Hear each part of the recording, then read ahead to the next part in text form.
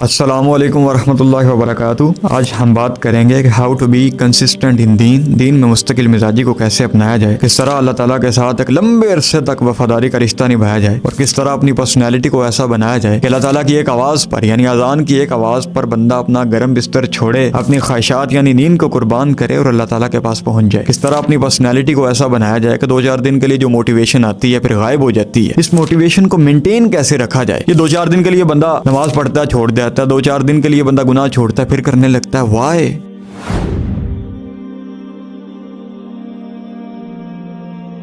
तो सबसे पहले तो मेरा पैगाम उस बंदे के लिए जिसकी मोटिवेशन 2-4 दिन के बाद गायब हो जाती है, भाई तुझे यकीन नहीं है अल्लाह पे, तुझे यकीन नहीं है क़यामत के दिन पे, तुझे यकीन नहीं है अल्लाह के इंसाफ पे, तुझे यकीन नहीं है अल्लाह की पकड़ पे।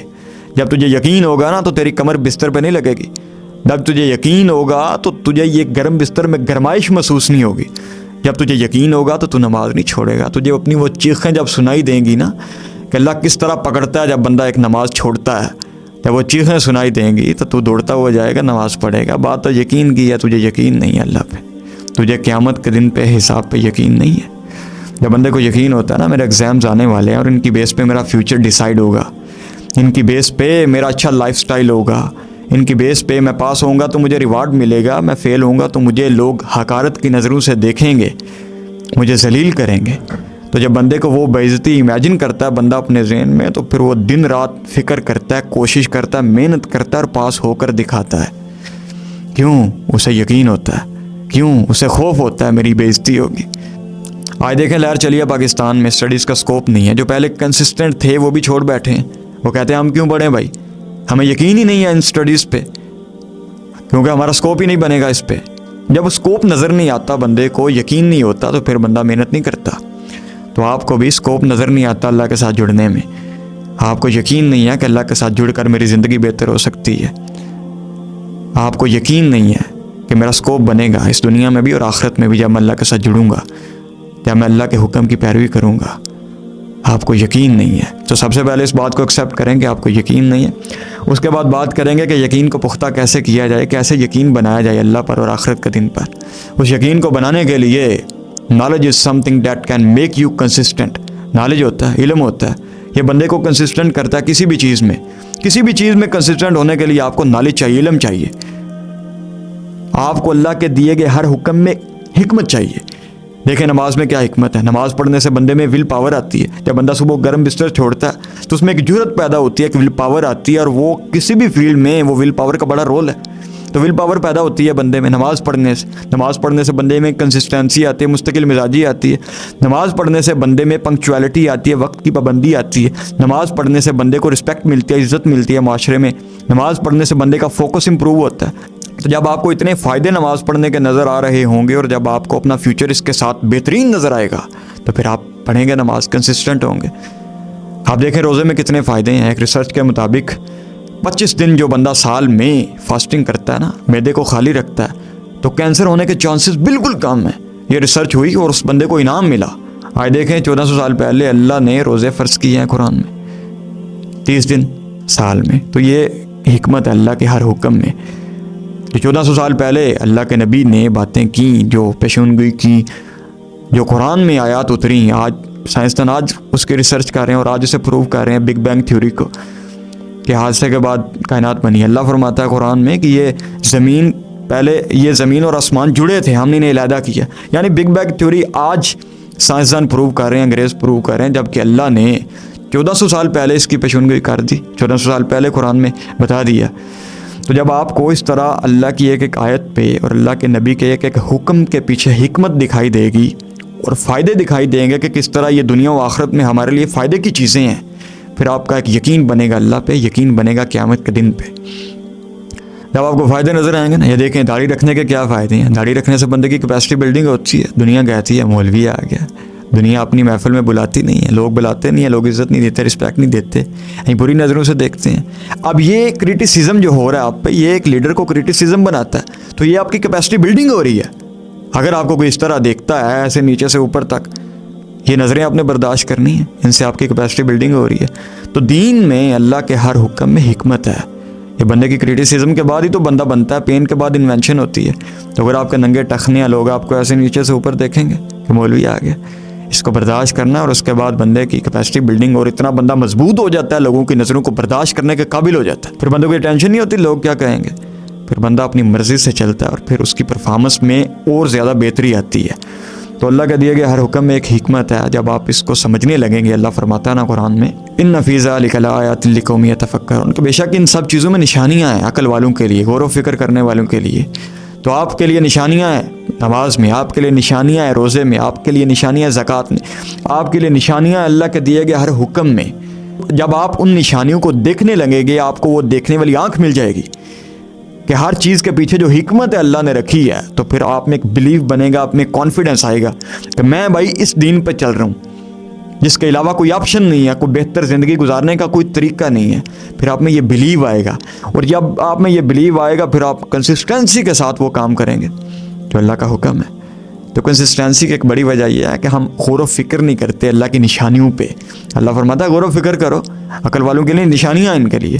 तो यकीन करने के लिए वो निशानियाँ देखनी पड़ेंगी इंशाल्लाह आपको। आज के दौर में प्रैक्टिकल स्टेप्स आपको बताऊँगा, कुछ प्रैक्टिकल स्टेप्स आपको बताने वाला हूँ इस वीडियो में, जिससे आप किसी चीज़ में भी कंसिस्टेंट हो सकते हैं और ख़ास तौर पर दीन में कंसिस्टेंट हो सकते हैं।